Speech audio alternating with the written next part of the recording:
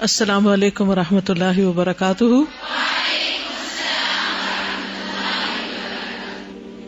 کیا حال ہے سب کا؟ الحمدللہ۔ چلیے شروع کرتے ہیں۔ صراط الذین انعمت علیہم، ان لوگوں کا راستہ جن پر تو نے انعام کیا۔ کون ہیں وہ لوگ؟ اس میں شامل ہیں انبیاء، شہداء، صدیقین اور صالحین۔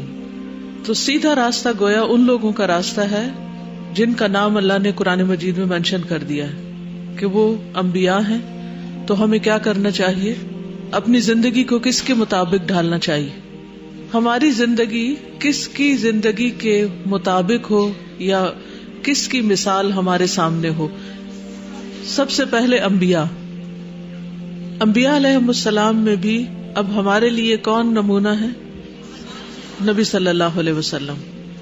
گویا ہمیں کوئی بھی کام کرنا ہو تو یہ دیکھنا ہوگا کہ اس کی سنت میں کیا دلیل ہے، اور احسن عمل اور اچھے عمل کی بھی یہی شرط ہے کہ ایک تو یہ کہ وہ خالص اللہ کے لیے ہو، اور دوسرے یہ کہ وہ نبی صلی اللہ علیہ وسلم کی سنت کے مطابق ہو۔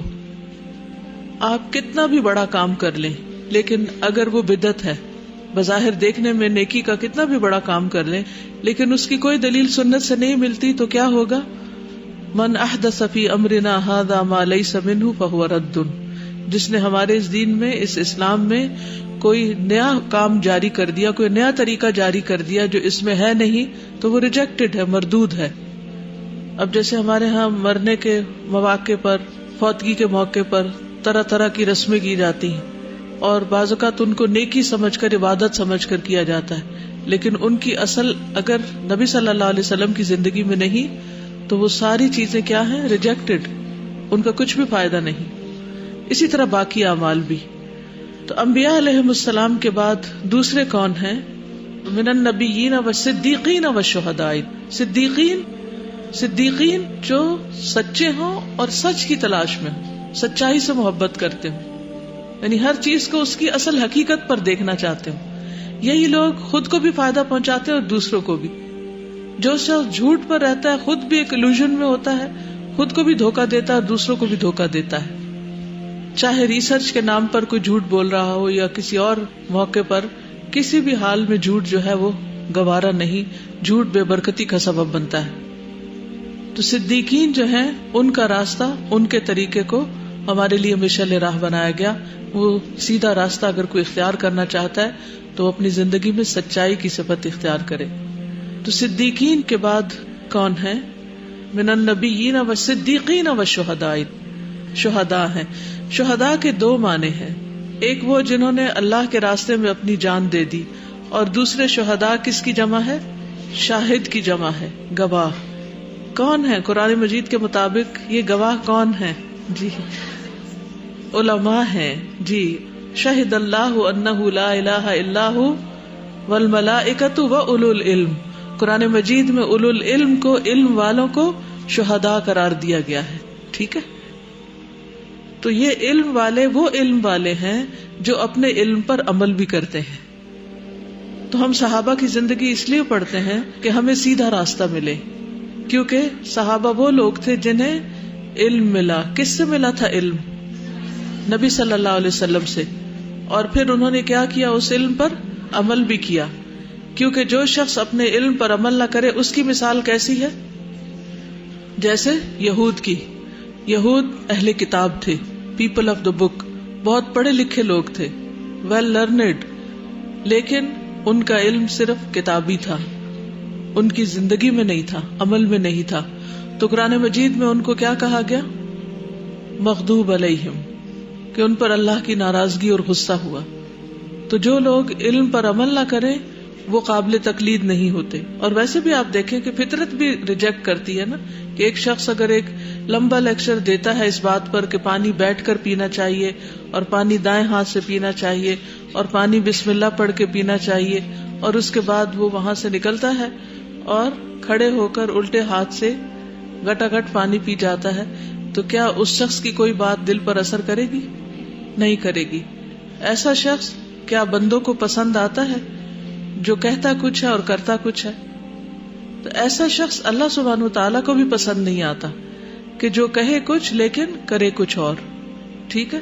تو صحابہ ہمارے لیے رہنما ہیں کیونکہ وہ بھی ہماری طرح ایمان لائے تھے نبی صلی اللہ علیہ وسلم پر, اور ہمیں یہ کہا گیا کہ جب تک ہم ان کے طریقے ان جیسا ایمان نہ لائیں ہمارا ایمان قابل قبول نہیں.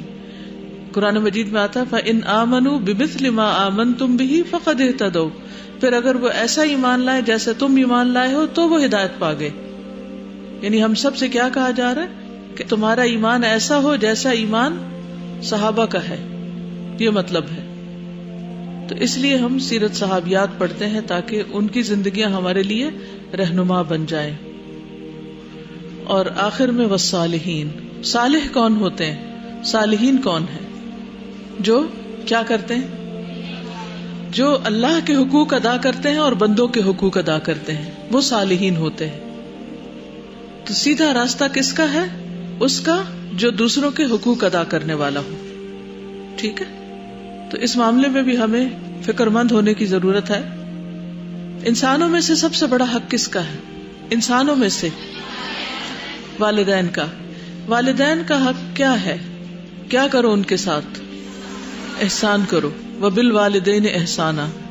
کیا قیامت کے دن جب یہ سوال کیا جائے گا کہ تم نے اپنے ماں باپ کے حقوق ادا کیے, تو کیا اتنا کہنا کافی ہوگا کہ میں نے کبھی ان کو کوئی دکھ نہیں دیا, میں نے کبھی ان کو پریشان نہیں کیا, میں نے ان کے ساتھ برا نہیں کیا؟ کیا یہ کافی ہے؟ یہ بھی ضروری ہے, لیکن اس کے ساتھ ساتھ ان کے ساتھ احسان کرنا لازم ہے. یعنی والدین کا حق کیا ہے کہ ان کے ساتھ احسان کیا جائے, اچھا سلوک کیا جائے. کیا ہم میں سے کوئی یہ کہہ سکتا ہے کہ میں نے کبھی اپنے ماں باپ کو پریشان نہیں کیا؟ کیا خیال ہے؟ نہیں کہہ سکتے نا. ہم میں سے کوئی نہیں کہہ سکتا کہ میں نے اپنے ماں باپ کو کبھی پریشانی کی, کیونکہ وہ وقت تو ہمیں یاد ہی نہیں جب ہم ماں کے پیٹ میں تھے اور ماں کو پریشان کرتے تھے. وہ وقت یاد نہیں جب ہم دودھ پیتے بچے تھے اور ماں کو پریشان کرتے تھے. جب ٹاڈلر تھے تو پریشان کرتے, جب اسکول شروع کیا تو پریشان کرتے, جب ہوم ورک ملتا تو نہ کر کے پریشان کرتے, جب کھانے کا وقت آتا تو کھانا نہ کھا کے پریشان کرتے. یعنی ایک لمبی لسٹ ہے ان پریشانیوں کی جو بچے کی طرف سے ماں باپ کو تحفے میں ملتی رہتی, اور بدلے میں وہ کیا کرتے رہتے ہیں؟ احسان کرتے رہتے ہیں. تو ہمیں بھی کیا کرنا ہے؟ والدین کے ساتھ احسان کرنا ہے, اور پھر رشتے داروں کے ساتھ اور یتیموں اور مسکینوں اور سوسائٹی کے باقی لوگوں کے ساتھ. اس میں آپ دیکھیے کہ کہیں یہ نہیں کہا گیا اپنے بچوں کے ساتھ احسان کرو. یہ کیوں نہیں کہا گیا؟ یہ بتائیے, کون بتائے گا آپ میں سے؟ جی, یہ تو انسان کے اندر رکھ دیا گیا ہے, یہ کہنے کی ضرورت ہی نہیں. کسی کو کہنے کی ضرورت ہی نہیں کہ اپنے بچوں کے ساتھ احسان کرو. بچوں کے ساتھ تو ہم میں سے ہر شخص اپنی ذات سے بڑھ کر احسان کرتا ہے. خود بھوکے رہ کے ان کو کھلاتے ہیں, خود پیاسے رہ کے ان کو پلاتے ہیں, خود جاگ کے ان کو سلاتے ہیں. اپنے پاس نہیں ہوتا تو مانگ کے قرض اٹھا کے بھی کام کاج کر کے بھی ان کو دینے کی کوشش کرتے ہیں. تو اس لیے ہمیں اللہ سبحانہ تعالیٰ سے ہدایت کا راستہ مانگتے ہوئے صالحین کا راستہ مانگنا چاہیے. انبیاء اور صدیقین اور شہداء اور صالحین کے راستے پر چلنے کی دعا کرتے رہنا چاہیے. تو اس سلسلے میں صحابہ اور صحابیات کی زندگی پڑھنا ہمارے لیے بہت فائدہ مند ہے, کیونکہ ہر صحابیہ کے بارے میں آپ نے دیکھا ہوگا کہ وہ زندگی کا ایک الگ رخ ہمارے سامنے اجاگر کرتی, کہیں اپنے قول سے اور کبھی اپنے فعل سے. تو آج ہمارے سامنے ہیں سیدہ سہلہ بنت سہیل. یہ قریش کے خاندان بنی عامر بن لؤی سے تھیں. ان کا نام ہے سہلہ بنت سہیل بن عمر بن عبد شمس بن عبد ود بن نصر بن مالک بن حسل بن عامر بن لؤی. ان کے والد کا نام ہے سہیل بن عمر. کون جانتا ہے سہیل بن عمر کو؟ ایک ہاتھ کھڑا ہوا ہے, 2 ہاتھ. سہیل بن عمر 3, بس. کون تھے؟ جو صلح حدیبیہ کے موقع پر نبی صلی اللہ علیہ وسلم کے ساتھ بات چیت کرنے کے لیے آئی, قریش کی طرف سے امبیسڈر تھے. یہ ان کی بیٹی تھی. وہ فتح مکہ تک مسلمان نہیں ہوئے, حالانکہ بہت زبان دان تھے, بڑے خطیب تھے. انہیں خطیب قریش ہونے کا لقب حاصل تھا. قریش کے سردار تھے. یہ ایک سردار کی بیٹی تھی, ایک بہت انفلوئنشل شخص کی بیٹی تھی. باپ بڑا ہوتے ہوئے اسلام نہیں لایا اور بیٹی بہت اول دور میں ہی مسلمان ہو گئی. ان کے شوہر جو تھے ان کا نام ابو حذیفہ تھا اور وہ بیٹے تھے عتبہ بن ربیعہ کے. عتبہ بن ربیعہ کون تھا؟ عتبہ بن ربیعہ، شاباش، ہند کے والد ابو سفیان کے سسر، اور نبی صلی اللہ علیہ وسلم کے بہت بڑے دشمنوں میں سے تھا. یہ ان لوگوں میں سے تھا جو بدر کے موقع پر قتل ہوئے اور انہیں کلیب کی کنویں میں ڈالا گیا تھا.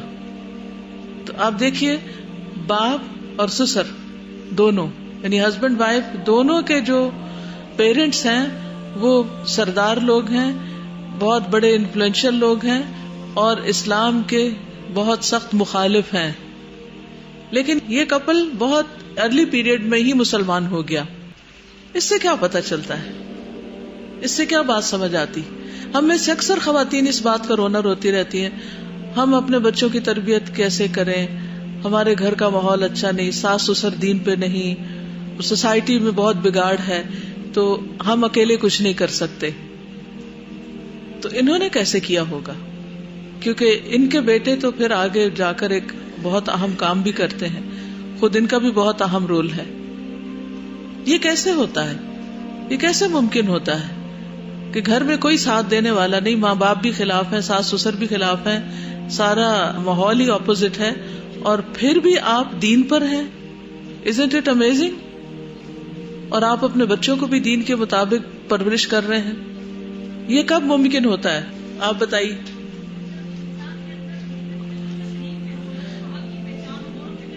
جی ابھی ہم نے صدیقین کی بات پڑھی نا. صدیق جو خود سچا ہو، جو سچائی کی تلاش میں ہو، جب حق اور سچ سامنے آ جائے تو اس کو فوراً قبول کر لے، بہانے نہ کرے، عذر پیش نہ کرے.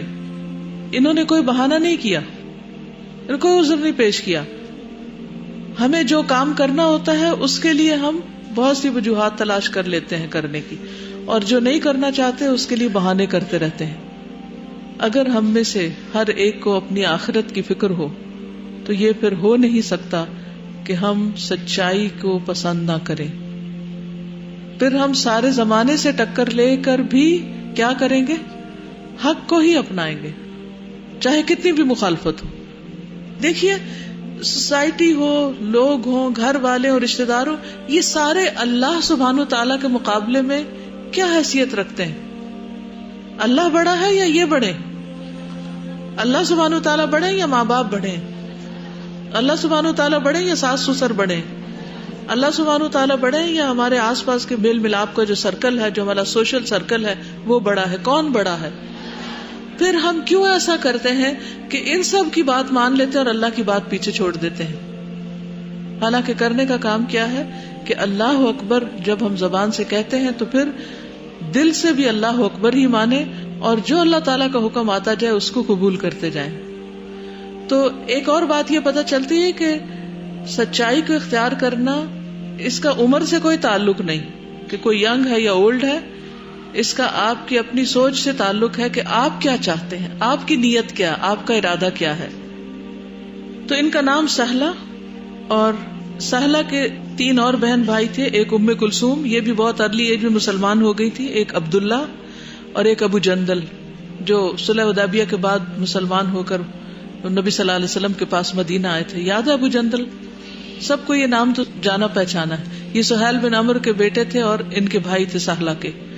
تو آپ دیکھیے کہ دونوں پیرنٹس مسلمان نہیں، لیکن بچے چاروں مسلمان ہو گئے، یعنی ینگ ہیں لیکن اللہ کے دین کو قبول کر گئے. سہلہ اور ان کا خاوند ان لوگوں میں سے ہیں جنہوں نے مکہ میں اسلام کا ظہور ہوتے ہی پہلے مرحلے میں اسلام قبول کر لیا تھا. لیکن ابو حذیفہ کا والد عتبہ بن ربیعہ قریش کے احمق سرداروں میں سے تھا. لوگوں کا یہ خیال تھا کہ ابو حذیفہ اپنے والد کے بعد قریش کا سردار شمار ہوگا، لیکن باپ کے خواب ادھورے رہ گئے اور اس کی تمام کاوشیں ہوا کے جھونکوں کی طرح فضا میں تحویل ہو گئیں. جب اسے علم ہوا کہ اس کا بیٹا ابو حذیفہ دین محمد صلی اللہ علیہ وسلم کا پیروکار بن گیا ہے. اب دیکھیں یہاں ایک اور چیز بھی ہے کہ انہوں نے سرداری کو بھی چھوڑ دیا، اس بات کی بھی پرواہ نہیں کی کہ میرا ایک عہدہ اور ایک مقام ہوگا اور مجھے آئندہ ایک بہت بڑی پوسٹ ملنے والی ہے. ان باتوں کو نہیں سوچا. کیوں؟ انسان اپنے بڑے بڑے عہدے اور اپنی بڑی بڑی پوسٹ کب چھوڑ سکتا ہے؟ دنیا کے مفادات کب چھوڑ سکتا ہے؟ جب آخرت اس کی نظر میں اہم ہوتی ہے. اور دنیا کی حقیقت کیا ہے؟ دنیا میں آپ کو بڑے سے بڑا بھی اعزاز مل جائے تو وہ کتنے دن کے لیے ہے، اور زندگی کا کس کو بھروسہ. فردوسی ایک ایران کا بہت بڑا شاعر تھا، قدیم ایران کا. تو اس کی کتاب شاہنامہ بہت مشہور ہے. شاہنامہ تو مولانا شبلی نعمانی اپنی کتاب شعر العجم میں فردوسی کا تذکرہ کرتے ہیں. وہ ان سے اتنے زیادہ متاثر تھے کہ ایک مصرے کے بارے میں انہوں نے لکھا، شبلی نعمانی نے، کہ یہ ایک لشکر جرار کی حیثیت رکھتا ہے. اتنا پاورفل مصرا ہے یہ. اور اس کا ترجمہ ہے، مجھے نہ ہلاؤ ورنہ ساری زمین ہل جائے گی. حوالے تو سمپل سا، لیکن شبلی نعمانی اس سے بہت متاثر تھے. سلطان محمود غزنوی فردوسی کے شاہنامے سے بہت متاثر تھا، تو اس نے 60,000 درہم کا انعام جو تھا وہ فردوسی کے پاس بھیجا. شاہی اونٹوں کے اوپر یہ انعام جو تھا وہ ایران بھیجا گیا تھا. اور کہتے ہیں کہ جس وقت یہ اونٹ شہر میں داخل ہو رہے تھے تو ایک گیٹ سے داخل ہو رہے تھے اور دوسرے گیٹ سے فردوسی کا جنازہ باہر جا رہا تھا. یعنی اتنا بڑا شاعر، اتنا دلوں کو ہلانے والا، جس کا ایک ایک جملہ جو ہے وہ اتنا ویلیو کیا جائے، اور جس پر اس کو اتنا بڑا انعام ملے. وہ انعام ابھی پہنچا نہیں کہ وہ دنیا سے رخصت ہو گیا. کتنے ہی موقع ایسے ہوتے ہیں، اور یہ ایک نہیں کئی ایک مثالیں. کینیڈا کا ایک سائنٹسٹ تھا، اس کو نوبیل پرائز ملنے والا تھا، رالف اس کا نام تھا، اور سب تیاریاں مکمل ہو چکی تھی، نامینیشن ہو چکی تھی، لیکن 3 دن پہلے اس کی وفات ہو گئی اور وہ پرائز حاصل نہیں کر سکا. دنیا میں نام باقی رہ گیا، لیکن وہ نام کیا فائدہ دے گا آخرت میں؟ انسان دنیا کی شان و شوکت کے لیے کوشش کرتا ہے، محنت کرتا ہے، بڑا انسان بننا چاہتا ہے، شہرت کمانا چاہتا ہے، مال و دولت کمانا چاہتا ہے، کچھ بن کے دکھانا چاہتا ہے، تاریخ کا حصہ بننا چاہتا ہے. لیکن یہ ساری چیزیں بیکار ہیں اگر انسان سے اس کا رب راضی نہیں، اگر وہاں کوئی مقام نہیں. تو ہم سب کو اس بارے میں سوچنا چاہیے کہ عہدے ہوں، بڑے بڑے مقام ہوں، بڑے بڑے مکان ہوں، وہ ہمیں کچھ بھی فائدہ نہیں دے سکتے اگر حقیقت کو ہم نے نہیں پایا اور اس کو فیس کرنے کے لیے ہم نے تیاری نہیں کی. تو بہرحال انہوں نے اس کی کوئی پرواہ نہیں کی کہ مجھے میرے باپ کی وفات کے بعد کچھ ملنے والا ہے اور میں اس کو کیسے چھوڑ دوں.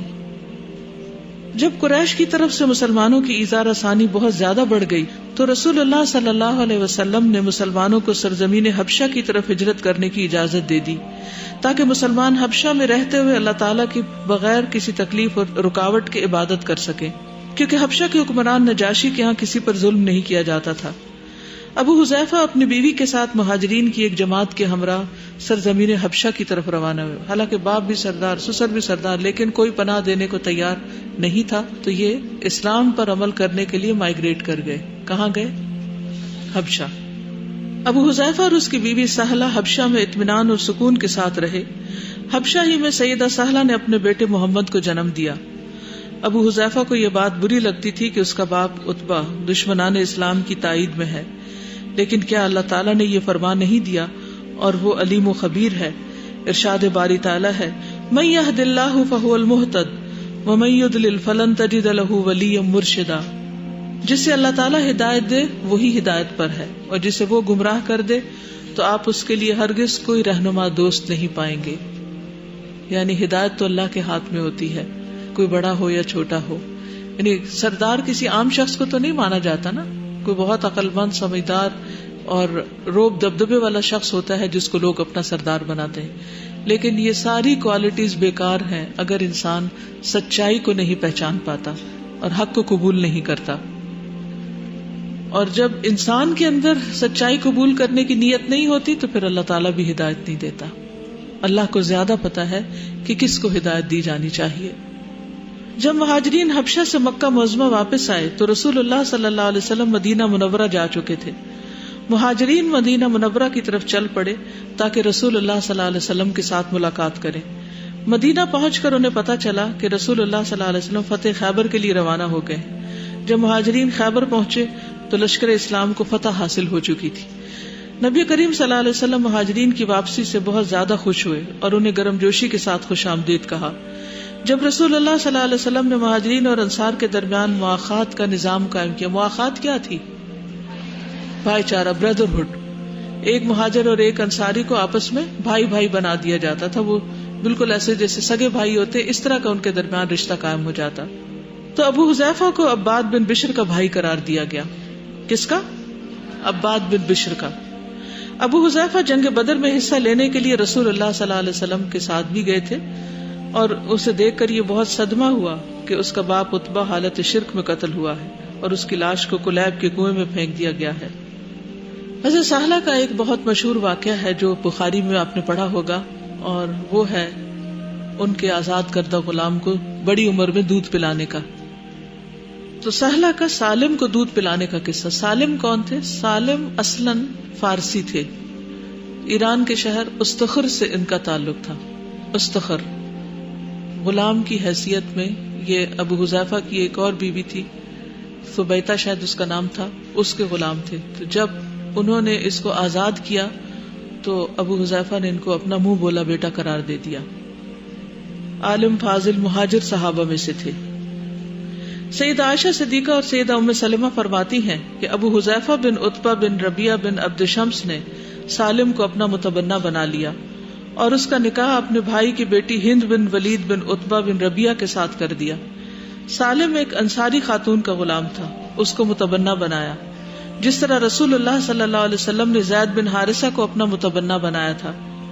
زمانے جاہلیت میں یہ رواج تھا کہ جو شخص کسی کو اپنا متبنہ بنا لیتا، لوگ اسے اس کے نام سے پکارتے اور وہ اس کا وارث ہوتا تھا، یہاں تک کہ اللہ تعالیٰ نے یہ حکم نازل کر دیا: اللہ نے کسی شخص کے سینے میں دو دل نہیں رکھے، نہ اس نے تم لوگوں کی ان بیویوں کو جن سے تم زہار کرتے ہو، یعنی اپنی ماں کی طرح کہتے ہو، ان کو تمہاری ماں بنا دیا ہے. یعنی بیوی کو ماں کہنے سے بیوی ماں نہیں بنتی.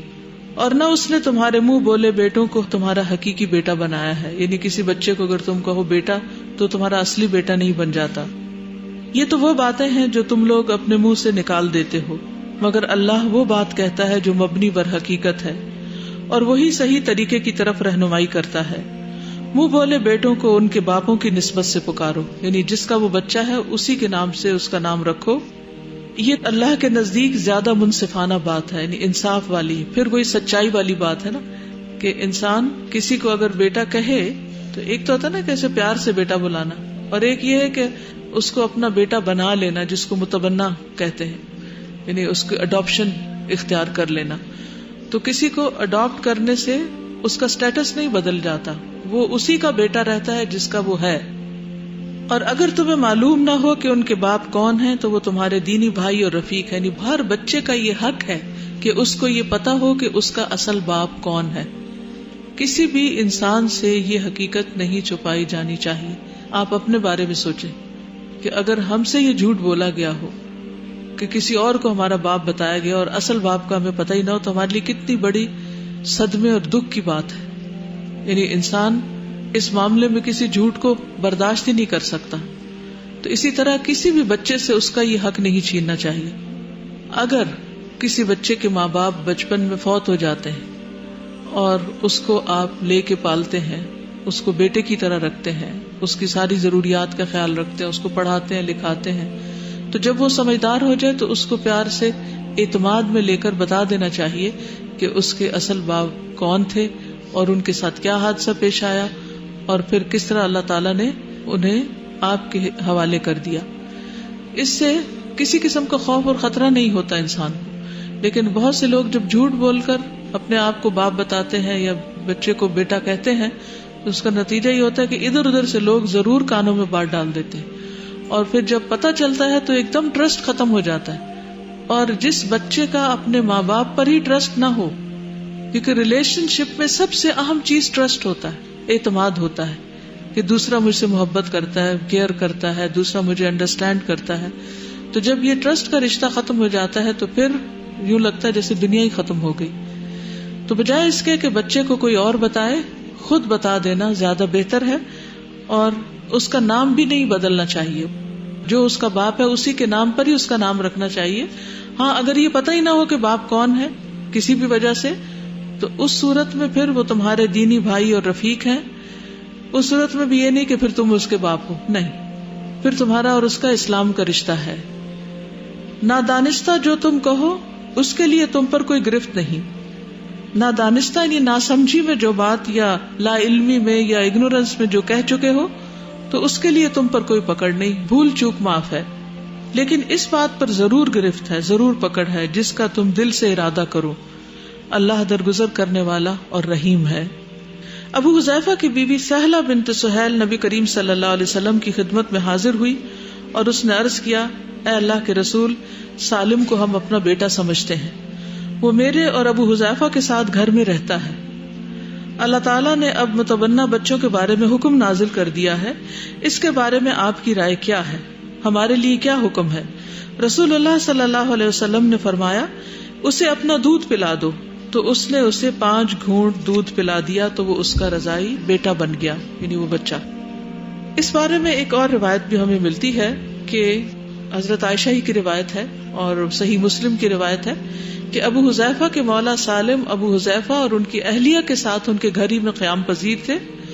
تو ان کی اہلیہ یعنی سہلہ بنت سہیل نے نبی صلی اللہ علیہ وسلم کی خدمت میں حاضر ہو کر عرض کیا کہ سالم مردوں کی حد بلوغت کو پہنچ چکا ہے، یعنی ایک مرد ہے، بڑا ہو گیا ہے، بالغ ہو گیا ہے، اور وہ عورتوں کے بارے میں وہ سب سمجھنے لگا ہے جو وہ سمجھتے ہیں، اور وہ ہمارے پاس آتا ہے، یعنی میرا محرم نہیں ہے. اور میں خیال کرتی ہوں کہ ابو حذیفہ کے دل میں اس سے کچھ ناگواری ہے، یعنی وہ منہ بولا بیٹا اب بڑا ہو گیا ہے، ایک جوان مرد بن چکا ہے، تو میرے شوہر اس کو محسوس کرتے ہیں. تو نبی صلی اللہ علیہ وسلم نے ان سے فرمایا، تم اسے دودھ پلا دو تاکہ اس پر حرام ہو جاؤ اور وہ ناگواری دور ہو جائے جو ابو حذیفہ کے دل میں ہے. چنانچہ وہ دوبارہ آپ کے پاس آئی اور کہا، میں نے اسے دودھ پلوا دیا ہے. اب وہ ناگواری دور ہو گئی جو ابو حذیفہ کے دل میں تھی. تو یوں مسئلے کا حل نکال دیا گیا. اب کیا اور جن لوگوں نے کسی نامعلوم بچے کو اڈاپٹ کیا ہو اور اسے اپنا بیٹا کہا ہو، اگر وہ بالغ ہو جائے تو کیا اس کے لیے بھی یہی حکم ہے؟ تو اس سلسلے میں ازواج مطہرات کا کہنا یہ ہے کہ یہ حکم صرف انہی کے لیے خاص تھا. سیدہ عائشہ صدیقہ کا یہ موقف تھا کہ دودھ پلانے سے رضاعت کے احکامات لاگو ہو جاتے ہیں، خواہ بچہ دودھ پینے کی مدت سے تجاوز کر چکا ہو. لیکن سیدہ ام سلمہ اور باقی ازواج مطہرات کا یہ موقف ہے کہ رضاعت کے احکامات اس پر لاگو ہوں گے جو دودھ پینے کی عمر میں دودھ پیے. ازواج مطہرات نے سیدہ عائشہ صدیقہ سے کہا کہ شاید نبی کریم صلی اللہ علیہ وسلم نے سالم کے لیے خاص طور پر حکم دیا ہو اور دوسرے لوگوں پر اس کا اطلاق نہ ہوتا ہو. تو کیا پتہ چلتا ہے کہ اب ایسا نہیں ہو سکتا، یہ ان کے لیے خاص تھا کہ انہیں محرم بنا دیا گیا دودھ پلا کر. تو اب تک جو کچھ آپ نے پڑھا ہے اس سے کیا سیکھا آپ نے؟ حضرت سہلہ اور حضرت ابو حذیفہ کی زندگی سے کیا سبق ہمیں ملتا ہے؟ کیا بات آپ کو اپنے لیے سمجھ میں آئی؟ جی السلام علیکم ورحمۃ اللہ. کہ حالات آپ کے کتنے بھی اگینسٹ ہوں زندگی میں، لیکن جب آپ کسی حق بات پر ڈٹ جاتے ہیں یا آپ کو یقین ہو جاتا ہے، ایمان پختہ ہونا، اصل بات تو ایمان پختہ ہو جاتا ہے نا، اور آپ یہ سمجھ جاتے ہیں کہ اللہ تعالیٰ سب سے بڑا ہے، جب یہ یقین آ جاتا ہے تو پھر آپ کے لیے سارے حالات جو ہیں وہ کوئی چیز میٹر نہیں کرتی، نہ اولاد، ارد گرد کا جو بھی آپ سے ریلیٹڈ لوگ ہوں. اصل چیز یہ ہے کہ آپ کا خوف ختم ہو جاتا ہے، اور جب خوف ختم ہو جاتا ہے تو پھر اللہ تعالیٰ کی ہیلپ ضرور آپ کو آتی ہے اور حالات بہتر بھی ہو جاتے ہیں. اور آپ نے صرف اپنے ہی بارے میں سوچنے کی بجائے آپ نے اپنی اگلی نسل کے بارے میں بھی سوچنا ہوتا ہے. بالکل کہ جب وہ کنورٹ ہوئے تو ان کی جو اگلی نسل ہے وہ ساری چینج ہو گئی. آپ پچھلے والوں کو نہ سوچتے رہیں بلکہ آگے کی طرف دیکھیں تو وہ زیادہ، یعنی پیچھے پلٹ کے نہ دیکھیں، آگے کو دیکھیں. حالات کا رونا نہ روئیں، اپنے حالات خود پیدا کریں. آج کی مائیں اکثر بہت پریشان ہوتی ہیں کہ بچے جو ہیں وہ گیجٹس میں لگے رہتے ہیں اور فتنہ بہت ہے، ہماری نہیں سنتے، بگڑ رہے ہیں یا بگڑ نہ جائیں. تو ایسی صورت میں ہمارا کیا رول بنتا ہے؟ ایسی صورت میں ہمارے لیے سیدہ سہلہ کی زندگی میں کیا سبق ہے کہ ایک طرف پورا ماحول اگینسٹ ہے اور ایسا ویسا نہیں کہ ان کو اپنے ماں باپ بھی پناہ دینے کو تیار نہیں، ان کے اوپر شدید آزمائشیں آ گئی، مار پٹائی بھی شروع ہو گئی، حتیٰ کہ انہیں ہجرت کرنی پڑی. کہاں؟ حبشہ کی طرف. یعنی اتنا اگینسٹ تھا ماحول کہ اپنے بھی اپنے نہیں رہے، ماں باپ بھی اپنے نہیں رہے. تو انہوں نے پھر بھی کیا کیا؟ تو اس کانٹیکس میں ہمیں کیا سبق ملتا ہے کہ حالات کتنے بھی غیر موافق ہوں، اصل چیز کیا ہے جو انسان کی حفاظت کرتی ہے؟ جی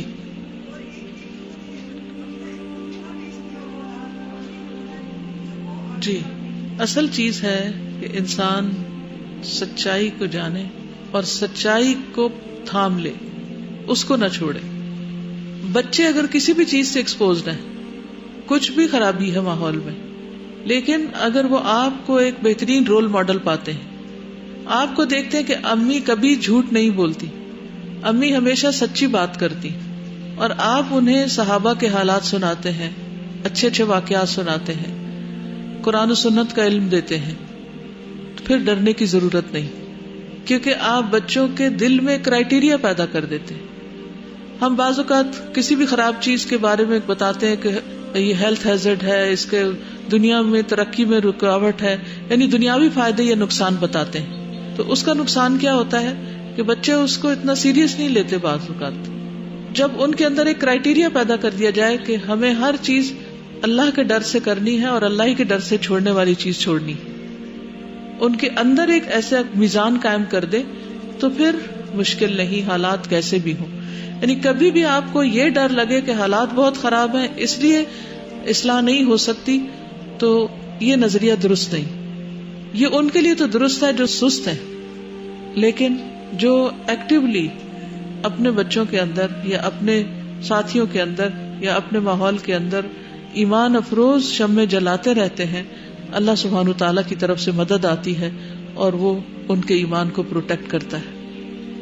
میں یہ کہنا چاہ رہی ہوں کہ انہوں نے اپنے ایمان کی حفاظت کے لیے ہجرت کر لی، اور ہم یہ صرف پڑھتے ہیں کہ فلاں نے ہجرت کر لی، صحابہ نے ہجرت کر لی، لیکن اس کو ہم اپنی ذات پہ قیاس نہیں کرتے کہ اپنا گھر، اپنی جائیداد، اپنی سراؤنڈنگ، اپنے کانٹیکٹس، ان سب چیزوں کو چھوڑ کے آپ صرف ایمان کی حفاظت کے لیے ایک جگہ سے دوسری جگہ اس جگہ کو ہی چھوڑ کے چلے جاتے ہیں. بس ہم یہ پڑھتے ہیں کہ اچھا فلاں نے ہجرت کر لی، جیسے ان کے لیے یہ بڑا آسان تھا، ان کو ہم سمجھتے نہیں. اور ہم اب ایک کمرے سے دوسرے کمرے میں اگر وہاں پہ ٹی وی یا کمرے میں کچھ ایسا ہے تو ہم اتنی سے ہجرت نہیں کر سکتے، تو کہاں کہ ہم ایک جگہ ہی چھوڑ کے صرف اس بات کے لیے ہم ہجرت کر جائیں. تو یہ ان کا ایکٹ دیکھیں کہ کتنا بڑا ہے، تو پھر بالکل بچوں کو بھی سمجھ آ جائے گی کہ ماں باپ کے لیے کس چیز کی ویٹیج ہے اور وہ کس کے لیے سیکریفائس کر رہے ہیں. جی وعلیکم السلام. وی نو کہ ایک اچھا مومن وہ ہوتا ہے جو حقوق اللہ اور حقوق العباد دونوں دیتا ہے، اور صحابیات کی زندگی میں سے even the little points we have to see کہ اس میں سے ہم کیا کیا سیکھ سکتے ہیں. تو ایک چیز جو میں نے نوٹس کی کہ وہ آپ صلی اللہ علیہ وسلم کے پاس جاتی ہیں، کہتی ہے کہ میرے شوہر کو یہ چیز ناگوار گزری. تو ایک اچھی بیوی وہ ہوتی ہے کہ چھوٹی چھوٹی چیزوں میں بھی وہ دیکھتی ہے کہ میرے شوہر کو کیا پسند ہے کیا نہ پسند ہے، کیونکہ وہی چیزیں اگر نہ ہم اس پہ دھیان دیں تو وہی چیزیں پھر بعد میں وہ بڑی سی چیز بن جاتی ہیں. So she notices this is what he likes, this is what he doesn't like, اور اس کی پھر اصلاح کرنے کی کوشش کرتی ہیں. بالکل بہت اچھا پوائنٹ آپ نے نکالا کہ بیوی کا یہ فرض بنتا ہے کہ وہ اس بات کا خیال رکھے کہ کون سی چیزیں جو ہے وہ شوہر کو پسند ہے اور کون سی نہیں، کیونکہ بعض اوقات شوہر کی ناپسند کے مطابق کرتے کرتے بہت معاملات خراب ہو جاتے ہیں اور گھر تک ٹوٹنے کی نوبت آ جاتی ہے. ابو حذیفہ کی شہادت. ابو حذیفہ سالم سے بہت محبت کرتے تھے.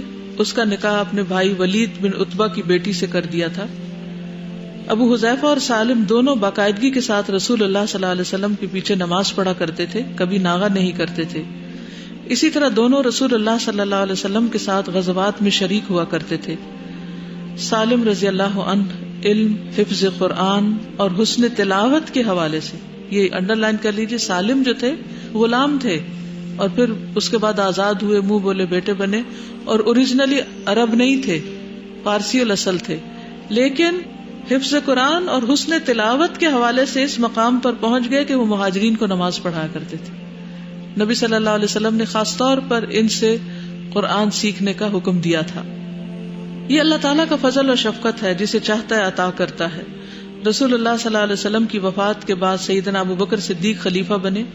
کچھ مسلمان مرتد ہو گئے اور انہوں نے زکوٰۃ دینے سے انکار کر دیا، تو سیدنا ابو بکر صدیق نے ان سے لڑنے کے لیے لشکر کشی کی. ابو حذیفہ اور سالم خالد بن ولید کے لشکر میں شامل ہو کر یمامہ کی طرف روانہ ہوئے تاکہ مسلمہ کذاب کے خلاف فیصلہ کن جنگ لڑے. اللہ سبحانہ وتعالی نے مسلمانوں کو فتح دی. بعض مسلمان اس جنگ میں شہید بھی ہوئے. لوگوں نے ابو حذیفہ اور سالم کو دیکھا، وہ دونوں شہادت کے درجے پر فائز ہو چکے تھے. دونوں شہید ہوئے اکٹھے جنگ یمامہ میں. ان دونوں کے چہروں پر مسکراہٹ کے آثار نمایاں تھے، جیسے وہ بڑے آرام اور سکون کی نیند سوئے ہوئے ہوں۔ ان دونوں نے سرزمین یمامہ پر اپنا فرض ادا کر دیا تھا اور مرتدین کی جڑ کاٹنے میں بڑا اہم کردار ادا کیا تھا۔ اللہ سبحانہ تعالیٰ یمامہ کے شہداء پر اپنی رحمت کی برکھا برسائے اور شہداء اسلام پر اپنی رحمت کا سایہ دراز کرے۔ اللہ تعالیٰ شہید کی بیوی سیدہ سہلہ کو اپنی رحمت اور رضا سے نوازے، آمین یا رب العالمین۔ سہلہ کے ایک بیٹے محمد تھے، محمد بن حذیفہ، اور یہ صحابی تھے کیونکہ یہ حبشہ میں پیدا ہوئے تھے اور پھر انہوں نے بھی واپس ہجرت کی۔ حضرت عثمان بن عفان نے انہیں مصر کا گورنر بنایا تھا۔ یہ باپ تو شہید ہو گئے تھے لیکن اس کے بعد بیٹا مصر کا گورنر بنا۔ پھر اسی طرح محمد بہترین قاری بھی تھے۔ عبد الملک بن ملیل کہتے ہیں کہ ایک مرتبہ جمعہ کے دن میں ممبر کے قریب عقبہ رضی اللہ تعالیٰ عنہ کے ساتھ بیٹھا ہوا تھا۔ محمد بن ابی حذیفہ آئے اور ممبر پر بیٹھ کر خطبہ دینے لگے۔ پھر قرآن کریم کی کوئی سورت پڑھی اور وہ بہت بہترین قاری تھے۔ عقبہ کہنے لگے، اللہ اور اس کے رسول نے سچ فرمایا۔ میں نے رسول اللہ صلی اللہ علیہ وسلم کو یہ فرماتے ہوئے سنا ہے کہ بہت سے ایسے لوگ قرآن پڑھیں گے جن کے حلق سے وہ آگے نہ جائے گا، وہ دین سے اس طرح نکل جائیں گے جیسے تیر شکار سے نکل جاتا ہے۔ یعنی اس موقع پر انہوں نے یہ حدیث روایت کی کہ قرآن مجید کو اچھی طرح پڑھنا بھی ایک فریضہ ہے، لیکن اسے صرف حلق تک نہیں رکھنا چاہیے، اسے دل تک اترنا چاہیے، اس کو سمجھنا بھی چاہیے اور اس پر عمل کرنا چاہیے۔ کیونکہ بہت سے لوگ اب دیکھیے کہ قرآن پڑھیں گے لیکن قرآن ان کے حلق سے نیچے نہیں جائے گا اور دین سے نکل جائیں گے۔ تو یہ کتنے ڈرنے والی بات ہے کہ ہم بعض اوقات یہ سوچتے ہیں کہ ہم نے قرآن پڑھ لیا اس لیے ہم محفوظ ہو گئے، اب تو ہم پکے دیندار بن گئے۔ تو کچھ لوگوں کے ساتھ یہ حادثہ بھی ہو سکتا ہے کہ قرآن پڑھنے کے باوجود وہ دین سے نکل جائیں۔ اور یہ کب ہوتا ہے؟ جب صرف ہم قرآن کو مہارت کے ساتھ یا ویسے پڑھ رہے ہوتے ہیں لیکن وہ ہمارے دلوں پہ اثر نہیں کر رہا ہوتا۔ تو جب بھی آپ قرآن پاک پڑھیں تو آپ سوچیں کہ کیا یہ آپ کے دل تک جا رہا ہے یا نہیں۔ ضروری نہیں کہ ہر وقت ہر موقع پر ساری آیات ہی دل پر جائیں، لیکن ہر روز کچھ نہ کچھ تو ایسا ہونا چاہیے کہ وہ ہمارے دل کو ٹچ کرے۔ مثلاً آپ صبح کی جو تلاوت کرتے ہیں اس میں سے کوئی نہ کوئی آیت تو ایسی ہونی چاہیے کہ جس پر آپ غور و فکر کریں اور وہ دن بھر آپ کے ساتھ رہے۔ اگر دن بھر نہیں تو کوئی سچویشن ایسی آئے کہ جہاں آپ کو وہ ریلیٹ کرنے کی ضرورت ہو تو آپ اس کو ریکال کر سکیں۔ تو اس سے اصول کیا نکلتا ہے؟ کیا سمجھا آپ نے؟ آپ سے متعلق بات ہے جی۔ قرآن مجید صرف علم حاصل کرنے کے لیے نہیں، مطلب علم کے ساتھ ساتھ عمل میں بھی آنا چاہیے۔ یعنی صرف اجازہ یا شہادہ یا کوئی ڈگری یا سرٹیفکیٹ یا ڈپلومہ لینے کے لیے نہیں قرآن پڑھنا چاہیے، بلکہ عمل میں بھی شامل ہو، عمل کرنے کے لیے، دل پر لینے کے لیے، یعنی قرآن کو دل پہ اتارنا چاہیے۔ ان کے رضائی بیٹے سالم جو تھے، اپنے بیٹے کون تھے؟ محمد، اور رضائی بیٹے سالم، یہ بہترین تلاوت کرنے والے تھے اور ان کی شخصیت بھی بہت زبردست تھی۔ حضرت عائشہ سے مروی ہے کہ ایک مرتبہ مجھے نبی صلی اللہ علیہ وسلم کے پاس پہنچنے میں تاخیر ہو گئی۔ نبی صلی اللہ علیہ وسلم نے فرمایا، عائشہ تمہیں کس چیز نے روکے رکھا؟ انہوں نے عرض کیا، یا رسول اللہ، مسجد میں ایک آدمی تھا، میں نے اس سے اچھی تلاوت کرنے والا نہیں دیکھا۔ نبی صلی اللہ علیہ وسلم وہاں چلے گئے تو دیکھا وہ ابو حذیفہ کے آزاد کردہ غلام سالم رضی اللہ تعالیٰ عنہ ہیں۔ نبی صلی اللہ علیہ وسلم نے فرمایا، اللہ کا شکر جس نے میری امت میں تم جیسا آدمی بنایا۔ یعنی آپ اتنا خوش ہوئے ان کی تلاوت سے، تو دنیا میں آپ دیکھ کر خوش ہوئے تو قیامت کے دن آپ کتنے خوش ہوں گے ایسے لوگوں سے جو واقعی بہت خوبصورت انداز میں قرآن کو پڑھنے والے اور دلوں کو موہ لینے والے ہیں۔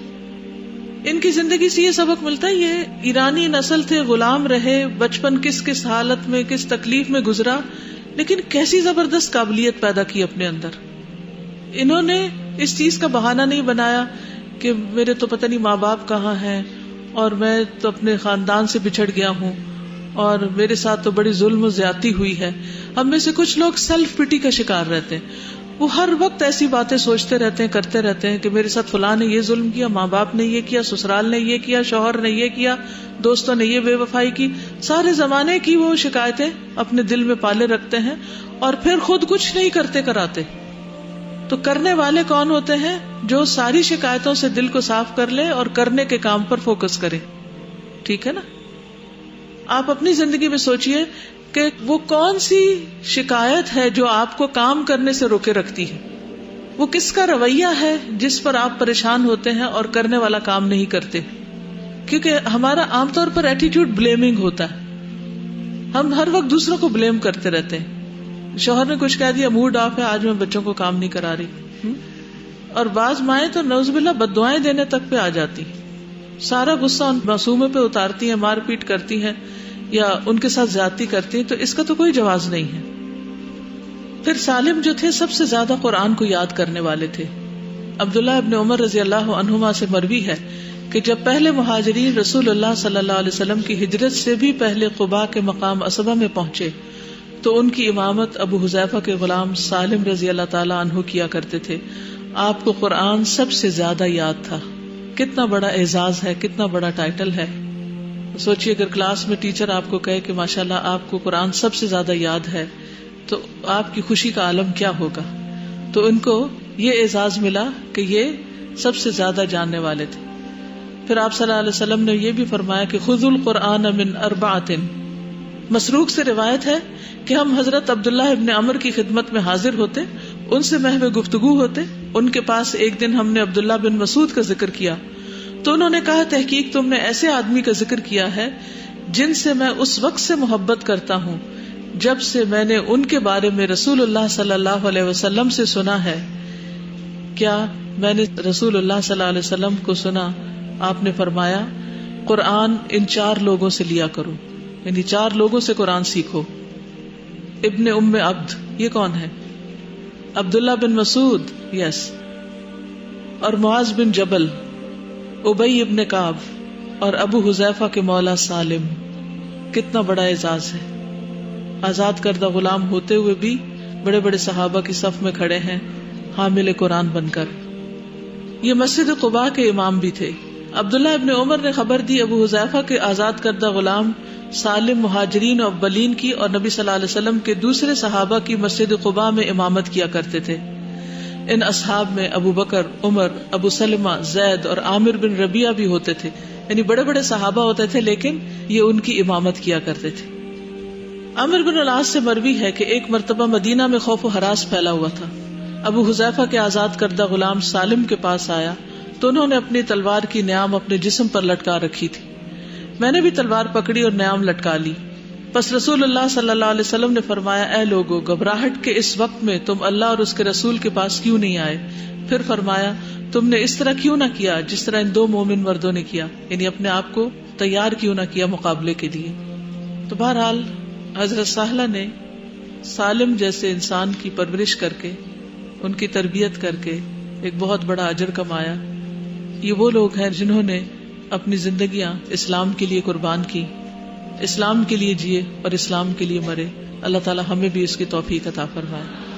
اب آپ میں سے کوئی کچھ کہنا چاہے تو موسٹ ویلکم. جی استاذہ سے اتنا کچھ سیکھا ہے, یعنی ایسے لگتا ہے کہ جیسے اس وقت اسی ڈوز کی ہمیں ضرورت تھی.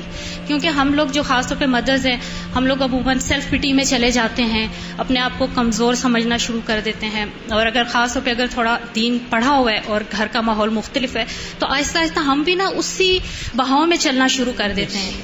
اور یہاں پہ آ کے اب یہ ایمان تازہ ہوا ہے, جو کہ اکثر اپنا اندر کسی وقت پریشانی ہوتی ہے کہ شاید ہم بے بس ہیں, بچے اب بڑے ہو گئے ہیں, سن نہیں رہے, لیکن آج ایک نئی اسٹرینتھ ملی ہے کہ عورت ہرگز بے بس نہیں ہے.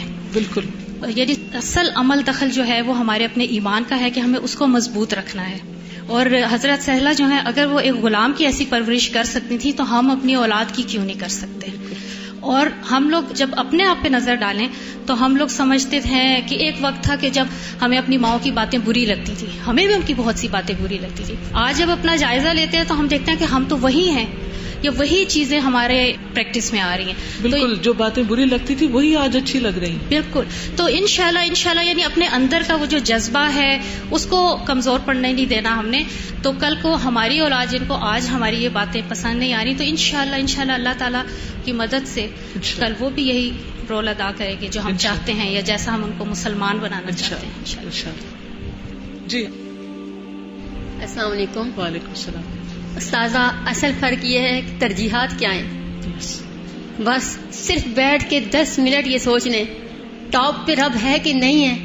اس وقت دنیا میں میرے بچوں کو رٹ چکی ہے یہ بات کہ مما نہیں, ٹاپ پہ قرآن ہے, ہوم ورک سے پہلے پہلے قرآن پڑھتے ہیں، پھر اس کے بعد ہوم ورک کرتے ہیں، پھر گھر میں نکلنے سے پہلے اگر دعا بھول جائیں، اتنی پریشانی کہ ماما ہم نہیں دعا پڑھنے بغیر کیسے قدم باہر رکھ سکتے، 2 نوالے بسم اللہ کے بغیر پڑھ لیں پھر پریشان.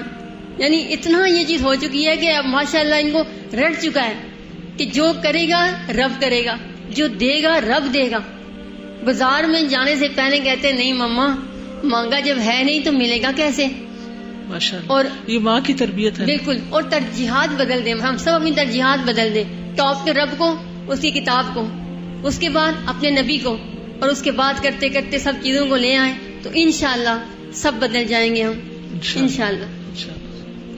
السلام علیکم. وعلیکم السلام. میں کچھ شیئر کرنا چاہتی تھی. میں نے ایک چیز نوٹ کی کہ ہم لوگ جو دین پڑھنے والے ہیں، دین سمجھنے کی بھی کوشش کرتے ہیں، دین کی محفلوں میں بیٹھتے ہیں، ایک ہمارے اندر ایک بڑی کمی سی پیدا ہو جاتی ہے، وہ یہ کہ ہم دوسرے لوگ جو دین پر عمل نہیں کرتے ان کو کئی دفعہ بڑی نفرت کی نگاہ سے دیکھنا شروع کر دیتے ہیں، اور ان سے ایورجن کرتے ہیں، ان سے ریپیل ہوتے ہیں، اور جو ہمارا مقصد ایک اللہ تعالیٰ نے ہمیں عطا کیا وہ فیل ہو جاتا ہے. کہ جو ہم نے دین پھیلانا ہے اس چیز کو کہ اپنے اندر ایک محبت کا جذبہ اور ہمارا ایسا ایٹیٹیوڈ ہونا چاہیے جیسے ہم ڈاکٹر ہیں اور وہ مریض ہیں، اور جیسے ڈاکٹر مریض کے لیے شفیق ہوتا ہے، اس طرح ہمیں بھی ان کے لیے شفیق ہونا چاہیے. اور میں سمجھتی ہوں کہ میں نے بہت ساری خواتین کو دیکھا جو پردہ بھی کرتی ہیں، دین بھی پڑھ رہی ہیں، کورس بھی کر رہی ہیں، سارا کچھ، لیکن جب وہ دیکھتی ہیں کسی کی طرف تو بڑی نفرت انگیز ان کا طریقہ ہوتا ہے. اس کی وجہ سے میں دیکھا کہ بہت لوگ اس سے شکوہ کرتے ہیں کہ جی اس طرح دینی محفلوں میں بیٹھنے والے بڑے سخت ہوتے ہیں، فنیٹک ہوتے ہیں، ان کا تو خصوصاً اخلاق اچھا نہیں ہوتا. تو یہ چیز ہمیں کرنی ہے اپنے گھروں میں بھی. میں خاتون کو جانتی ہوں جنہوں نے 18 برس کے عرصے میں اپنے سسرال، اپنے شوہر بھی بالکل اپوزٹ سائڈ پہ تھے، اور اتنی حسن اخلاق، صبر، محبت اور ثابت قدمی سے ان پوری فیملی کو انہوں نے دین کی طرف راغب کر لیا. اور آج ماشاءاللہ ان کے ہسبینڈ بینک میں جاب کرتے تھے، انہوں نے وہ بھی چھڑوا دی، آج وہ ایک معلم کا کردار ادا کر رہے ہیں، اور پورا گھرانہ ماشاءاللہ، جیٹھ جٹھانی بھی اس طرف آ گئے دین کی طرف، ان کے وہ بھی اپنے بچوں کو یہ سکھا رہے ہیں. تو ہمارے اندر یہ چیز ہونی چاہیے کہ ہم ثابت قدمی سے، اور میں نے دیکھا ہے کہ جب ساس سسر گھر میں کچھ اور دین کا طرف رویہ رکھتے ہیں اور آپ کے کچھ اور ہوتے ہیں، ڈیفینیٹلی ڈفرینٹ ہوتا ہے، کہیں بدعتیں چل رہی ہیں، کہیں دین کے بارے میں نہیں ہے، تو لوگ بچوں کو کھینچنا شروع کر دیتے ہیں، نہیں ان کے پاس نہیں بیٹھو، وہ ایسے سکھاتے ہیں ویسے سکھاتے ہیں. اکثر عورتوں کو میں نے شکایت کرتے دیکھا ہے، نہیں جی دادا دادی غلط سکھاتے ہیں، چچا چچی. اب تو میرا یہ ہے کہ بچے کو آپ اندر مضبوط کریں اور اسے بتائیں کہ ہاں بھائی آپ سب کی اوپینین سنو، لیکن آپ یہ دیکھو کہ یہ اللہ نے فرمایا ہے، یہ ہمارے نبی نے فرمایا ہے کہ ایورجن نہیں، ایورجن کریں گے تو آپ ان سے اور دور ہو جائیں گے، جو ہمارا مقصد ہے وہ فیل ہو جائے گا. ان کے ساتھ احسان کا پھر رویہ، احسان کا رویہ رکھنا ہے. تو یہ میری سب بہنوں کو میری یہ ہے کہ آپ زیادہ سے زیادہ محبت لٹائیں، جو لوگ دین سے غافل ہیں، اور زیادہ محبت لٹائیں ان کے اوپر، مسکرائیں، سلام کریں، آگے بڑھیں، ان کی مدد کریں، تاکہ ہمارے اس ملک میں دین پھیلے اور یہ ملک جو ہے وہ ایک صحیح اسلامی ملک بن کر ابھرے اور صحیح اسلامی قیادت ہمیں نصیب ہو. شکریہ، بہت شکریہ جی، جزاک اللہ. السلام علیکم. میں ایک اپنا شیئر کرنا چاہتی ہوں ایک بات. میرا بیٹا ہے وہ حفظ کر رہا ہے، تو اس کے میں نے گھر میں قاری صاحب لگوائے ہیں. اب وہ قاری صاحب اس کو پڑھا رہے تھے، تو میں نے ایک دن دیکھا، چونکہ وہ الگ کمرے میں بیٹھا ہوتا ہے تو میں بار بار جھانکتی رہتی ہوں روم میں کہ بچہ قاری صاحب کے ساتھ بیٹھا ہوا ہے. تو میں نے دیکھا وہ ایک دن ناول پڑھ رہے تھے، وہ وہیں میرے ریکس میں پڑھا ہوا تھا، ناول اٹھا کے پڑھ رہے تھے. تو میں نے ان کو ایک بک دی، وہ الہدا میں پڑھی جاتی ہے، بڑی اچھی بک ہے. تو وہ میں نے ان کو دی، تو میں نے کہا قاری صاحب آپ یہ روز جہاں بیٹھتے ہیں جب اس کو پڑھاتے ہیں تو آپ بھی اس کو تھوڑا پڑھا کریں. تو انہوں نے پڑھے، تو میں نے دیکھا ایک دن نوٹ کر رہے تھے نا، اس میں سے ریفرنسز نوٹ کر رہے تھے. تو کہتے تو بڑی اچھی بک ہے، تو اس میں تو مجھے چیزیں پتہ نہیں، تو میں کسی سے جب ذکر کروں گا تو لوگ مجھے پوچھیں گے یہ کون سی حدیث ہے، یہ کہاں سے آپ نے پڑھی ہے، تو میں ان کو ریفرنس دوں گا. تو میں نے ان سے کہا ٹھیک ہے آپ یہ لے جائیے اپنے ساتھ اور آپ اس کو پڑھیں، پوری طرح سے پڑھیں تو مجھے بھی تھوڑا اجر ملے. اور پھر وقتاً فوقتاً میں ان کو ایسی جا کے چھوٹی بکس لا کے دی، دعاؤں کے کارڈز لا کے دیے. حالانکہ وہ حافظ قرآن ہے، وہ کہہ رہے میں نے 8 سال لگایا، میرے حفظ کیا ہے. تو بعد میں اپنے ہسبینڈ سے کہہ رہی تھی کہ قرآن حفظ کرنا تو بہت بڑی سعادت ہے، لیکن ترجمے سے پڑھنا اس کو جب تک ہم سمجھیں گے نہیں تو جب تک وہ ہماری روح میں نہیں اترے گا. کہ اب ایک قاری ہیں، قرآن پڑھاتے ہیں، بچوں کو پڑھاتے ہیں، اذان دیتے ہیں، سب کچھ کرتے ہیں، لیکن ان کو اس کی چھوٹی چھوٹی چیزیں جو ہمیں پتہ ہونی چاہیے ترجمے کے ساتھ، تفسیر کے ساتھ، وہ ان کو نہیں پتہ. تو ہمیں اپنے بچوں میں بھی جو ہے ان چیزوں کو ضرور ڈالنا چاہیے کہ تفسیر اور ترجمہ کے قرآن میں کیا احکام ہیں. بینگ اے مدر ہمیں ویری ارلی ایج سے بچوں کو چھوٹی چھوٹی باتیں بتانی چاہیے، چاہے وہ رسپانس کریں نہ کریں، لیکن وہ چیزیں ان کے اندر ضرور ڈل رہی ہوتی ہیں. اور ایک ٹائم ایسا آتا ہے کہ آپ حیران ہوتے ہیں کہ بچوں کو آپ نے کس ایج میں یہ بات بتائی تھی اور آج اس پہ یہ امپلیمنٹ کر رہے ہیں. شکریہ. اس کے ساتھ ہی آپ سے اجازت چاہتی ہوں. سبحانک اللہم و بحمدک، اشہد ان لا الہ الا انت، استغفرک و اتوب الیک. السلام علیکم و رحمۃ اللہ وبرکاتہ.